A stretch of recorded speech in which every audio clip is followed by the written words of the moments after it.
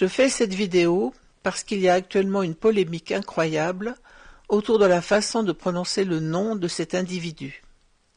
Alors il y a deux camps, ceux qui prononcent Epstein et ceux qui prononcent Epstein. Les premiers disent qu'il faut le prononcer Epstein car Epstein est trop proche de Poutine et que ça le fait passer pour un agent russe. Les autres disent qu'il faut prononcer Epstein parce que les Américains le prononcent ainsi. Mais faut-il se fier à la prononciation anglaise ou américaine quand on sait qu'il prononce Macron au lieu de Macron? Pour ma part, j'ai toujours prononcé Epstein, car bien que sa famille récente était originaire de Pologne et Biélorussie, ses lointains ancêtres étaient sûrement allemands ou autrichiens, et en allemand on prononce Epstein, tout comme on prononce Einstein, Goldstein, Rubinstein, etc. Et ça ne me posait aucun problème particulier. J'en parlais avec une amie il y a quelques jours, et je lui disais que peut-être que les Américains prononcent Epstein parce que l'intéressé lui-même le prononçait de cette façon. Je suis donc allé écouter comment l'individu en question prononçait son nom lors d'un interrogatoire, et à la question « Comment vous appelez-vous ?», il répond « Jeffrey Epstein ». Yes, ma'am.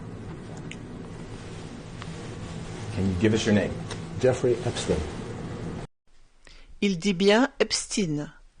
Tout comme Romy, née en Autriche, Rosemarie Magdalena Albar, disait Schneider, et non Schneider. Sans doute pour oublier un passé familial douloureux et pas très glorieux. Ou encore cet individu, créateur du groupe de distribution Auchan, qui prononce son nom Mullier et non Moulieth, même si ses ancêtres sont d'origine espagnole parce que sa famille vit dans le nord de la France et leur nom est prononcé de cette façon depuis des générations. J'ai également voulu entendre la façon dont les Allemands eux-mêmes prononcent ce nom, et ils disent bien Epstein, comme démontré dans cette vidéo. Die ganze Welt schaut auf die Epstein-Files. Alors dorénavant, moi aussi je prononcerai Epstein.